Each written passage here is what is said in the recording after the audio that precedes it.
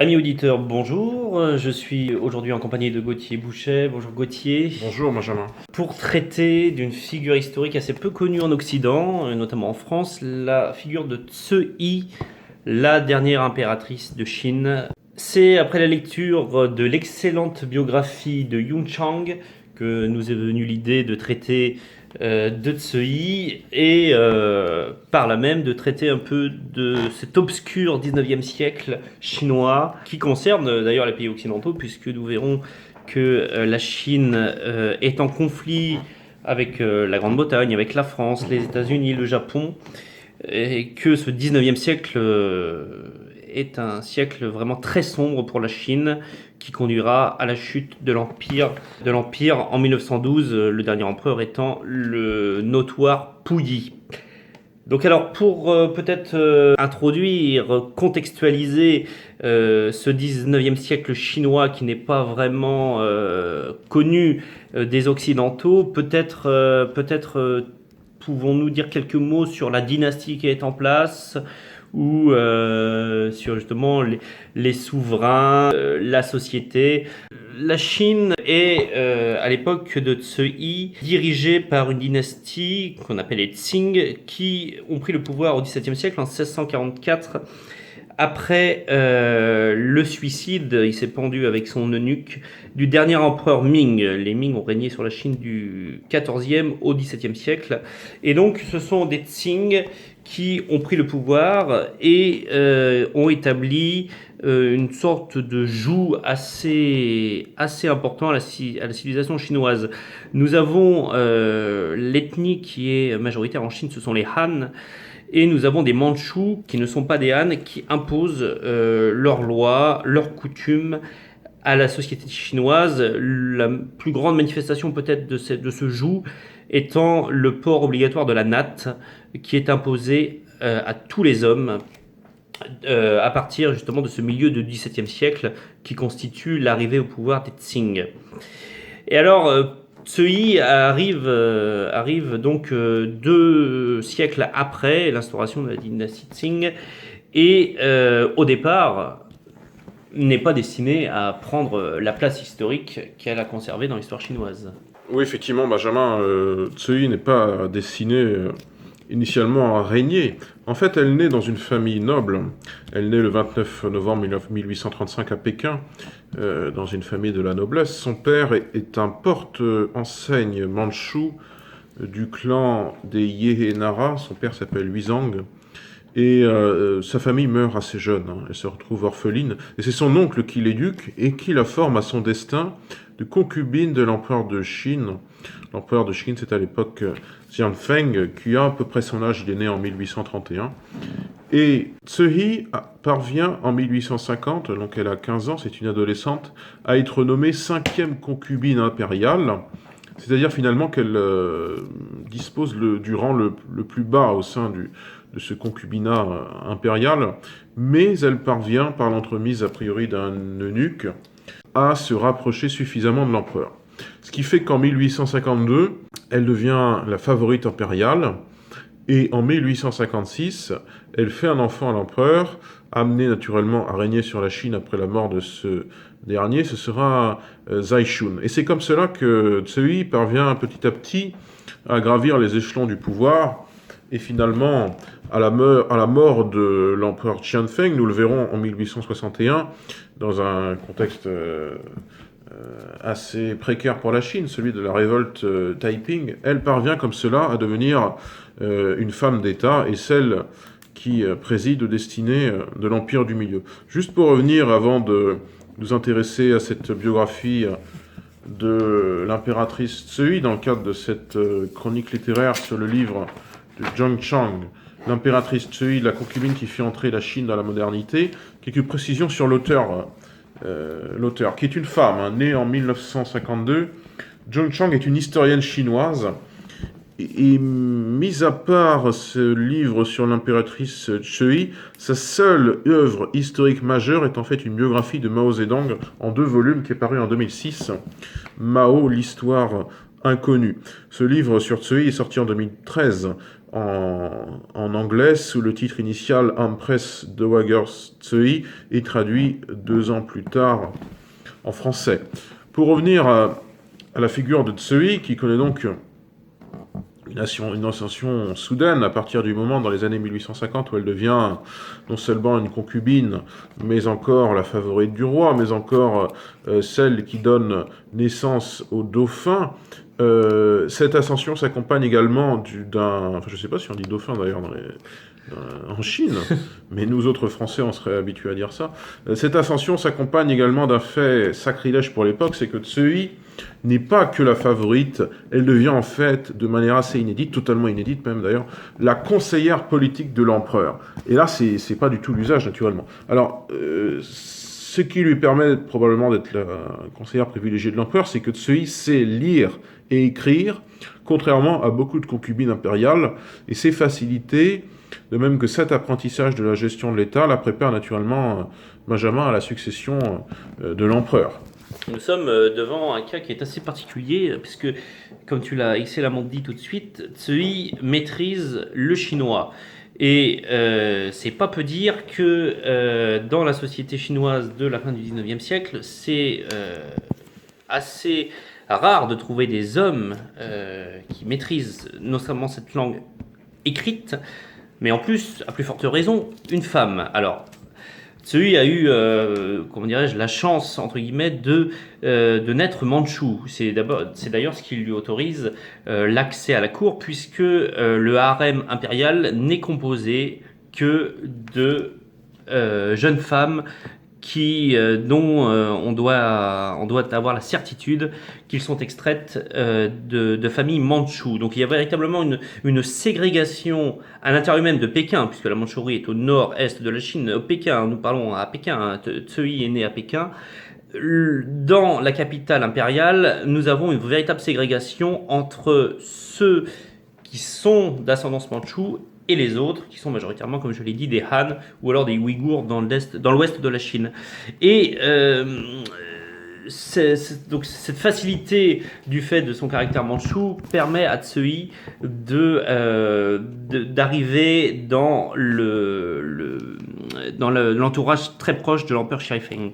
Alors, il y a évidemment sa compétence politique, et il y a également sa grande beauté. Tzuyi était une femme extrêmement belle, ce qui fait que autour de l'empereur, qui est un univers très, très, très, très masculin, hein, les seuls hommes qui sont autorisés en dehors de l'empereur à être domiciliés dans la cité interdite sont les eunuques, donc des gens qui ont été castrés. Donc la présence masculine est vraiment réduite à la seule personne de l'empereur, et donc son entourage, au-delà des mandarins, de tout ce personnel administratif qui vit en dehors de la cité interdite, le personnel est féminin. Donc il y a l'impératrice et il y a les concubines, dont Tzuyi deviendra la première, à tel point qu'elle donnera un enfant à Xianfeng, un enfant qui régnera, nous le verrons, à partir de la mort de Xianfeng en 1861. Effectivement, Benjamin. Alors, on le voit à partir des années, la fin des années 1850, comme tu l'as signalé, la Chine est dans une position difficile vis-à-vis des puissances occidentales, parce que c'est un vaste territoire, toujours comme actuellement, qui est convoité vraiment par l'Occident, qui cherche à l'investir, à la coloniser. Et comme quelques décennies auparavant, la Chine affronte en 1860 des velléités coloniales de différentes puissances occidentales, principalement le Royaume-Uni et la France. C'est ce qu'on appelle la Seconde Guerre de l'opium, qui succède naturellement à la première. Et en 1860, Pékin est attaqué par une coalition franco-britannique, ce qui fait que la cour impériale doit s'enfuir. Elle part pour la Mandchourie. Xianfeng semble alors complètement défait sur un plan psychologique, et il semble subitement s'enfermer dans une sorte de dépression, ce qui fait que, affaibli politiquement de la sorte, il voit son trône contesté, revendiqué par deux factions rivales, avec de part et d'autre ses cousins, Yi et Zhang, et le commandant de la garde impériale chinoise, Ronglu. Alors Tsui rejoint rapidement le camp de Ranglu. Quant à la première épouse de l'empereur, qui est Xihan, née en 1837, sa neutralité est un petit peu de nature à agacer les deux belligérants, les deux camps, parce que, naturellement, cette épouse légitime de l'empereur est convoitée par les deux factions, et, puisque l'épouse est censée succéder en réalité à John Feng à la mort de ce dernier. Et ce dernier meurt assez rapidement en réalité, puisque dès 1861, il décède. Et Tsui prend alors la succession dans un climat difficile pour la Chine, puisque il y a, comme nous l'avons souligné en introduction, cette révolte des Taiping qui gronde dans l'Empire du Milieu. Les Taiping, ce sont des paysans rebelles qui détiennent, comme le rappelle le livre, c'est en page 97, je cite, parmi les terres les plus fertiles du pays, de l'Empire, à commencer par Nankin. Et pour tâcher de contenir cette révolte Taiping, au sortir de la guerre de l'opium, vraiment quelques mois après, Tsui tâche de faire fructifier, paradoxalement, ses relations avec les puissances occidentales. Ce même Occident qui a tenté de coloniser la Chine très peu de temps après.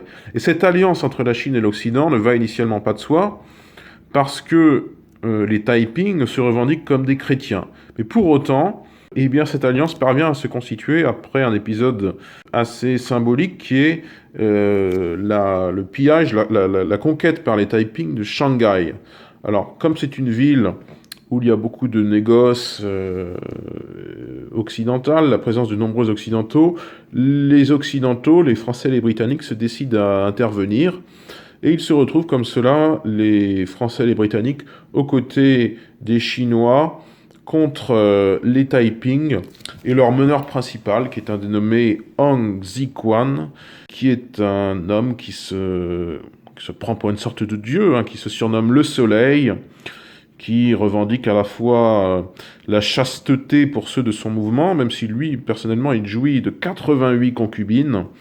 Et eh bien, ce dénommé Hong Xiquan se retrouve donc, Benjamin, en face d'une coalition de Chinois, de Français et de Britanniques.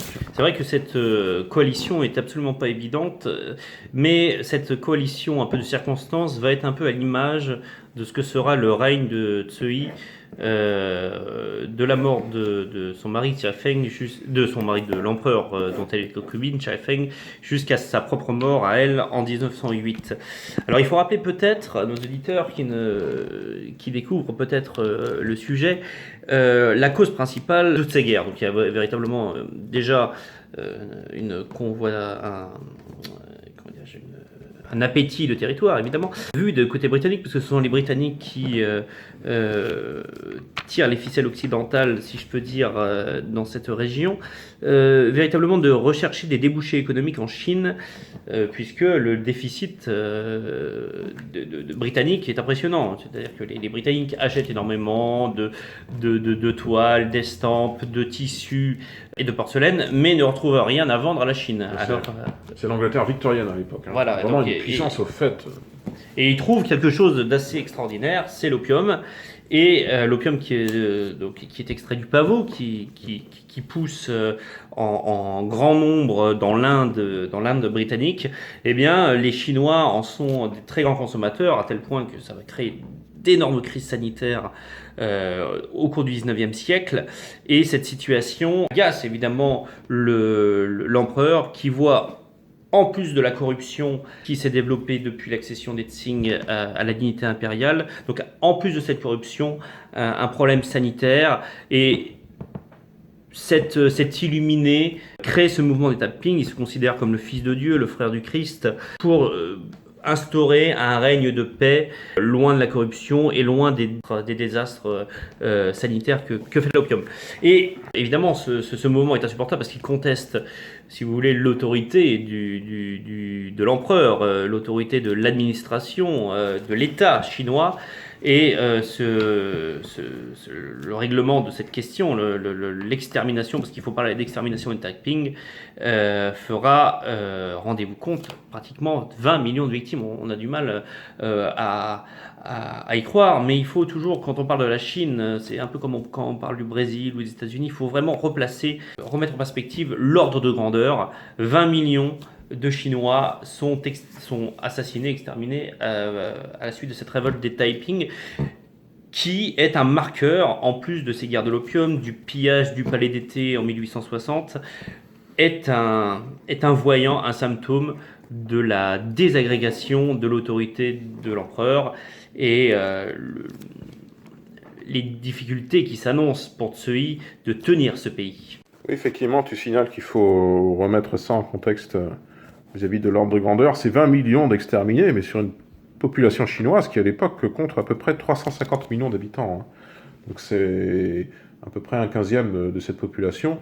C'est pas que ça doit être relativisé, mais enfin, il faut quand même que ce soit mis en comparaison avec la population totale de la Chine, qui naturellement est importante, et qui est d'ores et déjà la population du pays le plus peuplé au monde, hein, même à cette époque-là. Hein.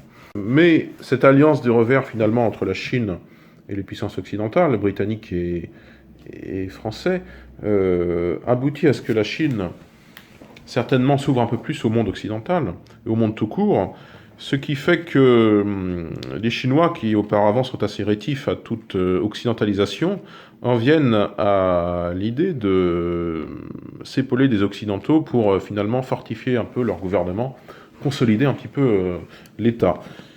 Ce qui fait qu'il y a une armée de Chinois qui sont entraînés à l'occidental, qui est mise en place, notamment, hein, encadrée par un Américain qui s'appelle Frederick Townsend Ward, lequel, Townsend Ward, succombe d'ailleurs face au Taiping dès 1862, hein, quelques mois après son entrée en fonction. Et le commandement revient alors à un officier britannique, Charles Gordon. Mais la reconquête des Taiping, c'est véritablement l'œuvre d'un Chinois, pour le coup, qui s'appelle Zheng Zuofeng. Et c'est un marquis chinois qui parvient à recouvrer le contrôle de Nankin. Là, c'est en 1864. C'est la fin définitive de la rébellion Taiping, qui s'est soldée au final, comme tu l'as indiqué, Benjamin, par 20 millions de morts. Et la Chine peut alors se reconstruire, notamment sous l'influence d'un linguiste irlandais, Hart, avec quelques faits saillants sur lesquels revient ce livre, hein, vers les pages 120-130, notamment son insistance concernant les douanes chinoises. Le livre revient dans le détail sur le fait que les douanes chinoises acquièrent alors une organisation professionnelle, parce que auparavant les douanes sont assez anarchiques, il y a beaucoup de corruption naturellement. Or, ce bilan de coopération avec l'Occident se traduit par une collecte record de taxes entre 1860 et juillet 1865, par exemple. Il y a 32 millions de taels, c'est la monnaie de l'époque, qui sont collectés. Et puis globalement, le pays s'enrichit et finit même de s'acquitter symboliquement des indemnités de guerre qu'il devait aux Britanniques et aux Français en juin 1866. Et la Chine est suffisamment puissante maintenant économiquement, Benjamin, pour se permettre d'importer. Il y a par exemple 1,1 million de taels de riz qui sont importés en 1867. Bref, la Chine est une puissance qui progressivement sort un petit peu à la tête de l'eau. Oui. Ben oui, la Chine, le titre de toute façon de cet ouvrage, le sous-titre, c'est La concubine qui fit entrer la Chine dans la modernité. Donc il y avait véritablement une volonté de la part de Yung Chang de présenter le règne de Tsui comme étant un règne qui a été bénéfique à la Chine, alors que l'histoire a retenu que ce règne avait précipité la chute de la dynastie et la fin de l'Empire chinois. Alors, ce qu'il faudrait peut-être, le point sur lequel il faudra peut-être revenir, c'est comment une femme cultivée, qui ne souffre pas d'analphabétisme, a pu, certes, mais comment une femme a pu contrôler et conserver le pouvoir pendant un demi-siècle, à peu près un demi-siècle, une trentaine d'années. À la mort de Jerry Feng en 1861, le fils le fils que Tsui a eu avec l'empereur n'a que 5 ans, Tongtse. Et l'impératrice, la femme légitime de Xianfeng et Tsuchi, monte un complot, une conspiration, afin de court-circuiter les mandarins pour que les mandarins proclament un autre empereur. Puisque Yung Chang, d'ailleurs, le dit très bien dans le livre, je ne sais plus au niveau de quelle page, mais les règles de succession en Chine ne sont pratiquement inexistantes. Nous ne sommes pas ici dans une monarchie, par exemple, à la française, où des lois fondamentales encadrent la dévolution de la couronne. Ici, non. Il n'était absolument pas évident que le fils de Tsui, Tongtse, devienne empereur. Pourtant, c'est ce qui se passe. Les deux femmes s'allient et deviennent co-régentes lors de ce court règne de Tongtse qui ne dépasse pas 14 ans puisqu'il meurt en 1875. Et ensuite, c'est un petit-neveu, c'est Guangxu, un petit-neveu de Tsui qui arrive sur le trône. Mais Tsui a déjà pris de l'autorité, a déjà dirigé l'empire, et donc voilà ce qui peut expliquer comment une simple femme concubine arrive à contrôler les manettes de la Chine. Eh bien, c'est du fait qu'il n'y a pas eu d'empereur incontestable qui imposerait son autorité. Et Tsui, si vous voulez, est un peu est un peu à l'image de ce qu'on a connu en France, on l'a pas connu, mais ce que la France a connu à la fin de la dynastie carolingienne avec Hugues le Grand. Tsui est un peu une faiseuse d'empereur, et Guangxu c'est totalement ça, à tel point que quand Guangxu voudra, comment dirais-je, s'écarter de la tutelle de Tsui, eh bien Tsui le fera interner en plein cœur de la cité interdite pour conserver le pouvoir. Donc c'est un destin véritablement exceptionnel, et c'est ce que ce livre met totalement en valeur, c'est cette personnalité totalement obscure et dont on ne conserve qu'une légende noire. C'est cette capacité, cet amour du pouvoir et ce savoir de conserver le pouvoir. Voilà. Et ça, je l'ai déjà dit, mais je le répète, ça sera effectif jusqu'à sa mort, puisque Tsui fera assassiner Guangxu et mourra un jour après la mort de Guangxu, vraiment pour marquer le fait que le pouvoir lui appartient, malgré le fait que le détenteur logique du pouvoir étant l'empereur, eh bien, elle court-circuite cette évidence. Oui, effectivement, il y a une vingtaine d'années de concurrence entre le pouvoir de Guangxu et Tsui, qui ne s'achève vraiment qu'au dernier jour de la vie de Tsui, dans un contexte historique où la Chine est constamment en conflit contre l'Occident. Cette brève alliance de revers que nous avons signalée contre les Taiping au début des années 1860, finalement, n'a pas de grand lendemain, puisque en 1869, il y a un conflit, un raidissement des relations entre la Chine et les puissances occidentales. Bien plus tard, en 1899, il y a de nouveau une guerre ouverte avec les puissances occidentales et l'alignement stratégique de la Chine avec les Boxers, ce qui conduit à la fuite de l'impératrice en 1900. Et puis, il faut ajouter à cela, entre ces deux dates, une guerre sino-japonaise en 1894, où l'on voit d'ailleurs la jeune puissance japonaise s'affirmer militairement. Alors, c'est pas encore la superbe militaire que connaîtra le Japon je crois que c'est en 1905 contre la Russie, 1904, 1904-1905. La fameuse bataille navale de Tsushima contre l'amiral russe Nebogatov, qui voit de manière surprenante la victoire d'une puissance jaune, comme on disait à l'époque, contre une puissance blanche. Mais quand même, cette guerre sino-japonaise de 1894 marque un tournant, qui aboutit d'ailleurs l'année suivante à un véritable dépeçage de la Chine en 1895, et une paix désastreuse pour la Chine. Et puis une période de grande instabilité, puisque en 1898, s'il y a certes des réformes introduites par par le pouvoir, il y a quand même un complot pour attenter à la vie de l'impératrice Tsui en septembre. Donc on voit que c'est une période de grave incertitude politique qui s'ouvre. Et on peut s'étonner effectivement, Benjamin, de cette longévité politique de cette impératrice qui effectivement fit entrer la Chine dans la modernité, pour reprendre le titre du livre, mais à quel prix? Au prix de bien des efforts et parfois des avancées succédant aux précédents des reculs. Bref, c'est vraiment une période d'incertitude, d'instabilité. Alors, les points forts de Tsui, au-delà du fait qu'aucun empereur se soit naturellement imposé, que Tongzhi et Guangxu ont été investis de la dignité impériale très jeunes dans leur enfance, Tsui a eu également un entourage qui était assez compétent. Deux personnes justement ont réussi à comprendre peut-être ce que la vision de la Chine qu'avait Tsui, et ont essayé non pas de composer avec les puissances occidentales, mais d'essayer de sauver un peu les meubles et de compenser justement tous ces déficits commerciaux chinois, ce dépeçage dont tu as très justement parlé tout de suite.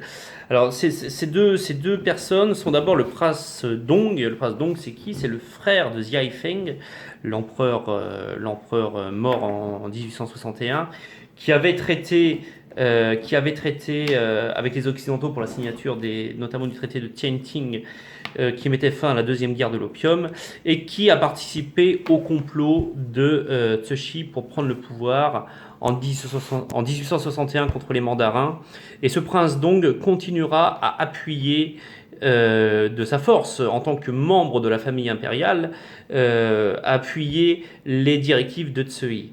L'autre personnage important, c'est Li Hongzhang. Alors lui, il ne fait pas partie de la famille impériale. C'est un noble chinois. C'est le vice-roi d'une province chinoise qui, lui, qui a vécu de 1823 à 1901, a participé grandement au matage de la révolte des Taiping, mais qui également a fait un remarquable travail d'ambassadeur auprès des représentants des puissances occidentales, et qui a essayé, l'expression est un peu tribale, de mettre de l'eau dans le vin pour pas que la Chine n'ait à souffrir plus encore. Sur cet épisode qui est connu, puisqu'il a été magnifié au cinéma avec ce grand film qui est les 57 jours de Pékin avec Eva Gardner, sur cette révolte des boxeurs. Le terme est un peu... vers 1899. Voilà. Le terme est un peu... est un anglicisme certain, et peut paraître assez bizarre, tant il semble étranger à la langue chinoise. Il faut peut-être rappeler comment ça s'est déroulé. Il y a véritablement en Chine un refus de la remise en question de l'organisation sociale et surtout de l'organisation religieuse. Donc ça commence par l'assassinat d'un missionnaire français dans la campagne chinoise, et ce climat anti-religieux, anti-chrétien, est en plus additionné au fait que lors de l'été 1900, il y a un grave problème de sécheresse et la pluie ne tombe pas. Et on accuse les chrétiens, les occidentaux, de mécontenter les dieux, qui justement renvoient au peuple chinois un climat météorologique très, très malsain. Et les Chinois, qui sont très superstitieux, s'organisent, certains Chinois, en une association que l'historiographie a comment dirais-je, conservé comme étant les boxeurs. Ce sont les Points de la Justice et de la Concorde, qui est une secte qui a été fondée à la fin du XVIIIe siècle et qui monte en puissance. Les boxeurs sont armés de sabres, de bâtons de bois, pratiquent un art martial très proche du kung-fu, s'en serrent la tête d'écharpe, ont également une milice féminine qui, soi-disant, sont capables d'incendier, de faire créer la flamme dès qu'elle se lève. Et cette société va faire pression sur le pouvoir impérial et va investir la capitale et assiégé le quartier délégation de Pékin, le quartier délégation de Pékin, notamment après l'assassinat de l'ambassadeur d'Allemagne von Ketteler. Alors cette situation va évidemment mettre mettre des doutes dans la tête de Tsui, puisque Tsui a, durant tout son règne, essayé de souffler un peu le froid et le chaud, et là elle est dans une situation où il faut faire un choix. Alors elle appuie ce mouvement réactionnaire des boxeurs, mais finalement elle voit que la situation lui échappe. C'est un peu une situation, si vous voulez, à la Révolution française où Tsui se fait déborder par sa... Alors là, c'est par sa droite, parce que c'est réactionnaire, par des gens qui sont encore plus réactionnaires qu'elle, c'est-à-dire les boxeurs, qui seront matés par l'invasion de Pékin par un corps expéditionnaire occidental et oriental, puisque le Japon fera partie de ce corps expéditionnaire. Donc, Tsuchi, donc, on l'a dit, s'enfuit à Xi'an, dans l'ouest de la Chine. C'est la débandade. Et c'est surtout la position à la Chine d'une très grosse indemnité de guerre et la présence des Occidentaux dans tous les ports de Chine et la mise sous tutelle de la Chine, dans laquelle le pouvoir impérial n'a plus qu'un rôle d'apparition. Oui, effectivement, Benjamin. Alors, pour revenir sur 2 points que tu as cités, qui me semblent assez intéressants, même si ce sont des anecdotes, tu as indiqué que la pluie ne tombait pas et que ça avait suscité, c'était en 1900 je crois, et que ça avait suscité la superstition, un peu les craintes en Chine à l'époque, parce qu'il y avait un climat intellectuel comme ça, où il y avait beaucoup de superstitions. Ça me fait un peu penser à ces troubles du climat qu'il y avait eu en Europe aux dernières années du XVIIIe siècle, et qui, beaucoup d'historiens ont contribué à créer les conditions de la Révolution française, enfin créer les conditions du mécontentement de la Révolution française. Le fameux hiver de 1788. C'est ça, en 1788, qui serait, semble-t-il, consécutif en partie à l'explosion d'un volcan en Islande en 1783. Il y aurait eu comme cela, avec un décalage de 5 ans, des aléas climatiques tels, à la fois forte pluviométrie et un grand froid, et donc des conditions telles, peut-être pas de famine, mais enfin de crise frumentaire, que le petit peuple aurait été excédé, et ça aurait été une des causes de la Révolution française.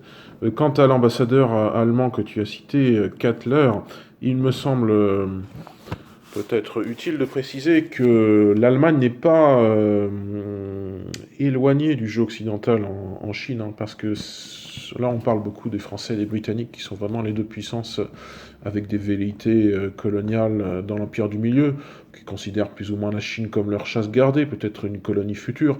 En tout cas, c'est la position des Britanniques, même si les Français investissent aussi ce terrain, puisqu'ils ont des velléités qui se matérialiseront d'ailleurs au Tonkin. J'ai récemment lu, par exemple, une biographie de l'amiral Boué de la Pereire. Eh bien, on y parle de Tsui. C'est un des seuls livres, à part ce livre dont nous traitons aujourd'hui, où j'ai vu parler de l'impératrice. Comme quoi il y avait une volonté de présence française comme ça à partir de ces années 1880 au Tonkin, dans ce qui donnera l'Indochine. Les Allemands ne sont pas étrangers à ce théâtre chinois, parce que ils implantent des comptoirs commerciaux sur les côtes en Chine. Ils en posséderont d'ailleurs jusqu'au XXe siècle.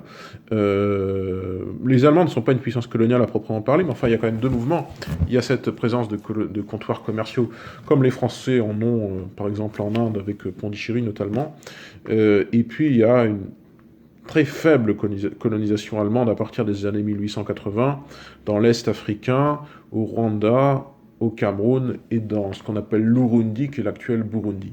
Donc c'est pour ça qu'on peut retrouver une figure comme ce diplomate assez anodin, qui n'est connu finalement que par sa mort un peu spectaculaire, l'ambassadeur que tu as cité, Benjamin, le dénommé von Kattler. Oui, l'Allemagne, alors c'est une anecdote qui est assez connue, puisque les amateurs de sushi et autres gastronomies orientales ont l'habitude de boire une bière qui porte le nom justement de ce comptoir allemand en Chine qui s'appelle Tsingtao, où les Allemands, grands amoureux de bière, ont construit des brasseries. Le bilan véritablement de ce règne, s'il fallait peut-être avec ce règne qui a duré, je l'ai dit, un peu plus de 30 ans, avec toutes ces vicissitudes, ces révoltes internes, cette convoitise extérieure, cette corruption de l'État, cette société Han qu'il a fallu conserver sous le joug mandchou, quel est le bilan de ce règne? Eh bien, l'entreprise de Yuan Shang d'essayer de nous restituer une Tsui ouverte, avec une volonté profonde de faire entrer la Chine dans ce 19e siècle industriel. Cette entreprise de Yuan Shang est un peu biaisée puisqu'on voit bien que Tsui ne se sépare pas de la tradition chinoise. La Chine du 19e siècle est véritablement une puissance qui est figée, qui, au sein même de son organisation, dans son administration, dans sa justice, ne veut pas évoluer. Si on parle de la justice, par exemple, la vie humaine n'a que peu de poids en Chine. Il est, pour un crime de droit commun, vous pouvez, comment dirais-je, être menacé, vous pouvez, pardonnez-moi, risquer d'avoir la tête tranchée, ou pire, d'être découpé en morceaux. C'est le terrible supplice des 1000 coupures, le lingxi. Donc il y a une société qui est figée.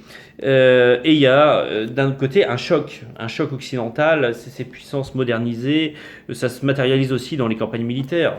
Si la Chine est défaite aux guerres de l'opium, à la guerre sino-japonaise, c'est que la Chine est à un retard parce que la Chine a peur de la modernité et Tsui ne rompra jamais avec la frange la plus réactionnaire et la plus anti-moderne des intellectuels chinois, qui est, alors c'est la figure peut-être la plus réactionnaire qui est présente dans le livre, c'est le professeur Weng, W-E-N-G, qui ne cesse d'écrire à Tsui pour la dissuader d'être prise en photo, pour la dissuader de pactiser avec les diables étrangers, comme on parlait des Occidentaux en Chine.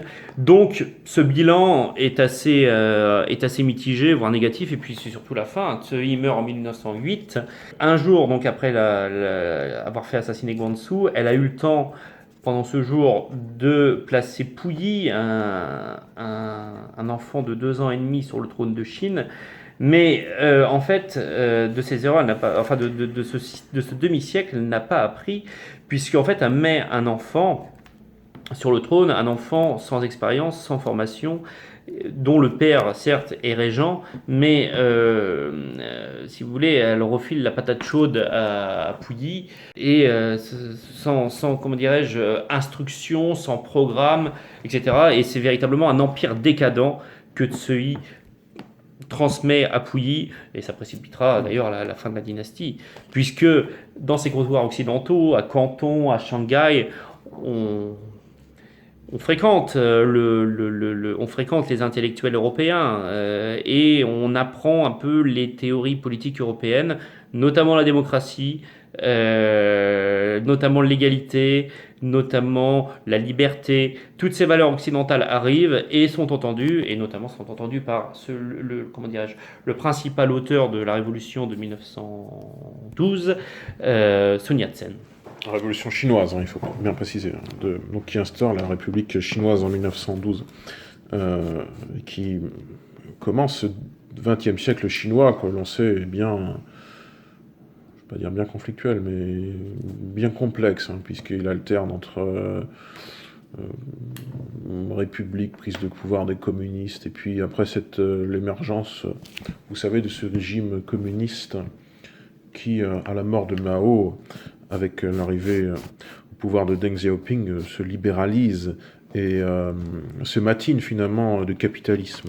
C'est ça qui est intéressant dans l'histoire chinoise contemporaine, c'est qu'elle est comme ça, pleine de contradictions.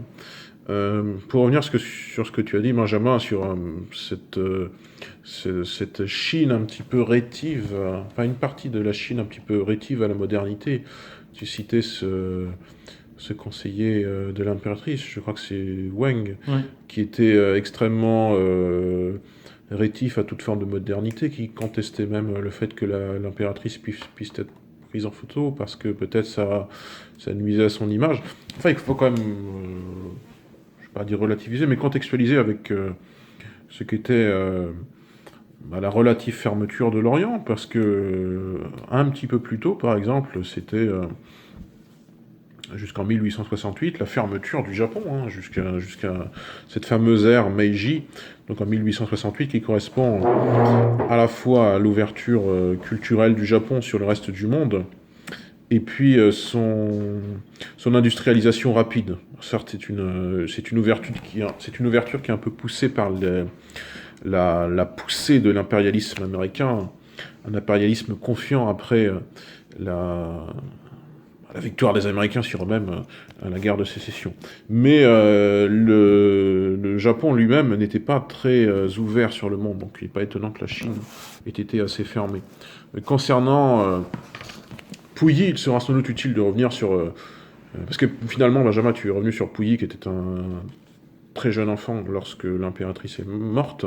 Il faudra sans doute revenir post-mortem sur ce que devient Pouilly durant l'entre-deux-guerres et a fortiori durant la Deuxième Guerre mondiale, c'est-à-dire une figure centrale de cette Mandchourie qui est un peu le nouvel Éden des puissances coloniales, enfin qui est un espace géostratégiquement très intéressant à la fois pour l'Occident et puis pour un Japon en pleine expansion, on le verra. Et puis, alors juste pour revenir sur j'ai pas mal parlé de finances, de monnaie en introduction de l'émission, lorsque j'ai évoqué que la Chine se remettait progressivement de la révolte des Taiping, j'ai expliqué qu'elle s'enrichissait, j'ai parlé d'une monnaie qui était les taels, c'est peut-être pas très explicite. Justement, une note de l'auteur dans les premières pages du livre, hein, je crois que c'est vers les pages 10-15, nous informe de ce que sont les taels. C'est en page... c'est à peu près en page 19, 17, 15... C'est en page 15. Hein. La note de l'auteur nous explique que le tael, un tael, c'est 38 grammes. Un tael égale à peu près 0,35 livres sterling.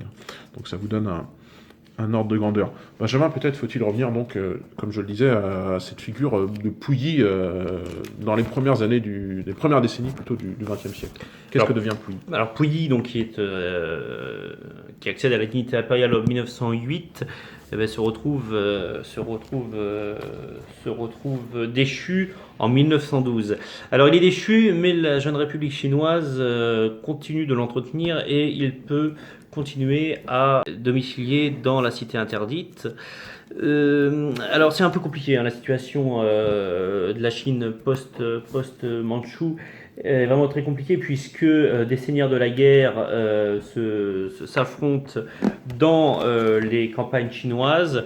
Il y a d'ailleurs des seigneurs de la guerre qui sont pour la restauration de l'empereur déchu.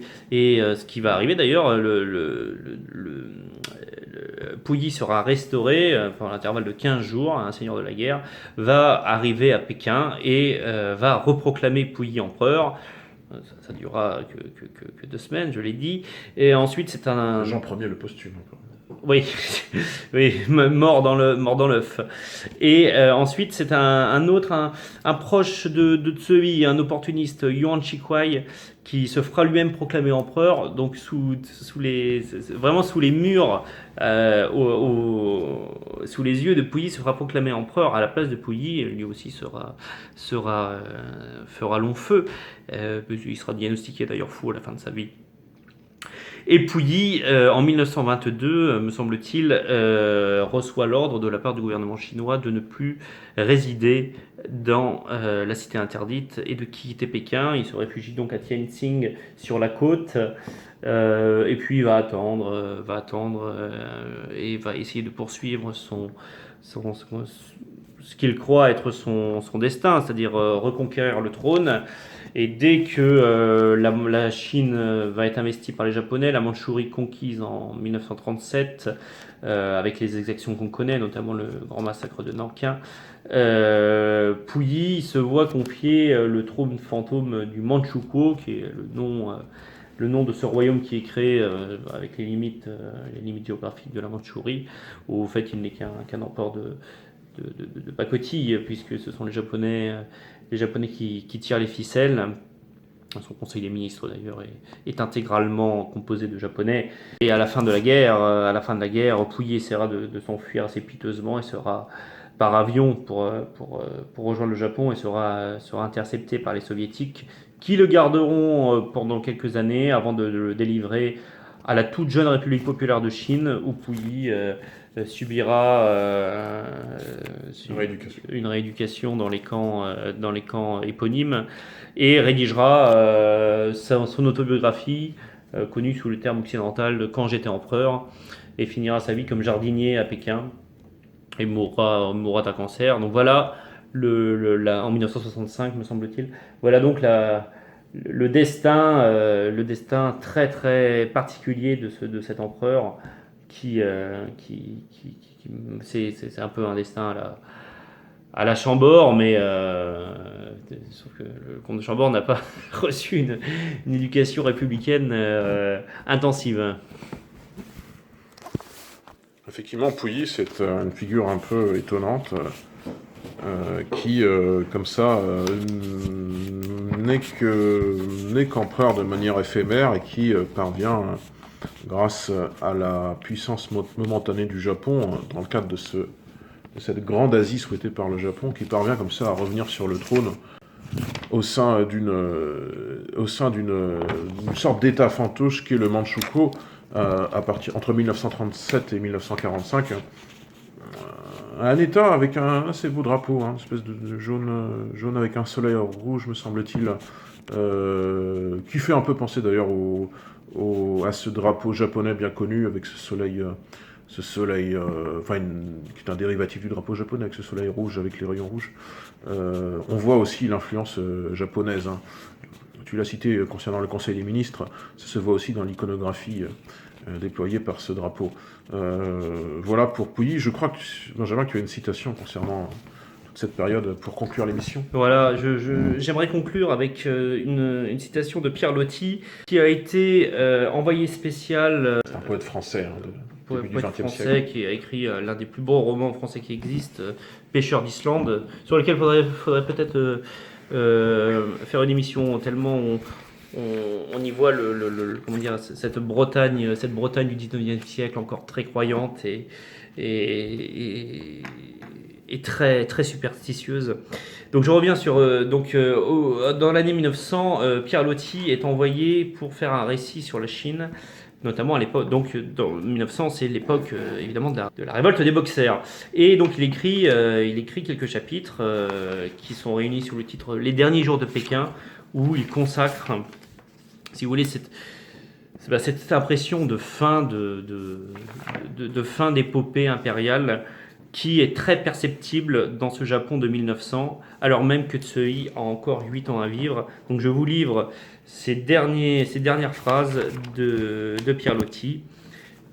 Mais il y a aussi un autre sentiment que nous éprouvons tous deux à cette heure, et nous nous faisons part l'un et l'autre, presque sans parole, tandis que les dalles de marbre rendent leurs petits sons clairs sous nos talons dans le silence de minute en minute plus solennel.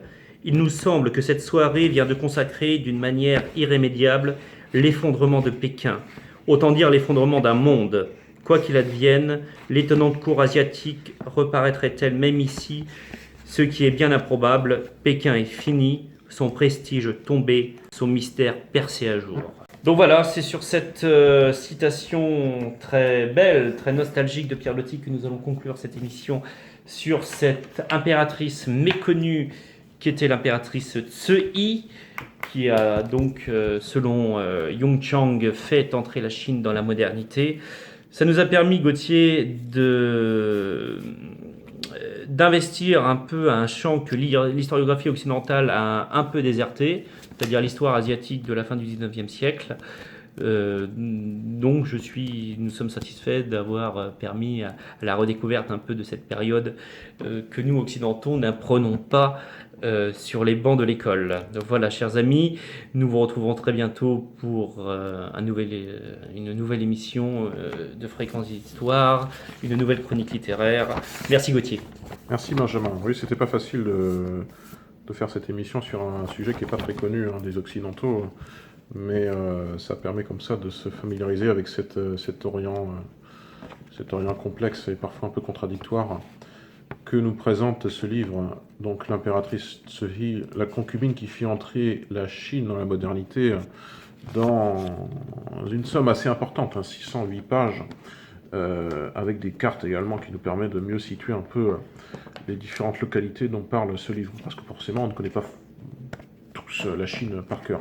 Notre prochaine émission, Benjamin, sera consacrée à un État disparu, un ancien État, dans le cadre de cette nouvelle séquence d'émissions que nous lançons depuis la rentrée. Cette émission sera diffusée le 10 octobre et elle sera consacrée à la Yougoslavie, Benjamin. Oui. Pays disparu, c'est le titre de ce nouveau concept d'émission. Donc après élection marquante, nous nous intéressons aux États qui ont disparu, qui ont laissé place au cours du XXe siècle à des nouveaux États, ceux qui aient été morcelés ou réunis à un autre. Alors nous en avons cité un dans cette émission, nous avons parlé du Mandchoukou, que nous allons évidemment traiter, mais le premier pays qui aura l'honneur d'être le premier visité sera la Yougoslavie. Et vous verrez que sous le terme Yougoslavie, différentes réalités d'État existent, un royaume, une république fédérale, tout cela de 1918 à 1991. C'est ça, il y a finalement plusieurs Yougoslavies en une seule, et nous vous le présenterons le 10 octobre prochain dans le cadre d'une émission sur Fréquences Histoire, et vous pourrez voir les évolutions de ce pays, notamment par l'évolution de ses drapeaux. Chers auditeurs, merci de votre écoute, merci de votre fidélité. À bientôt, Benjamin. Au revoir.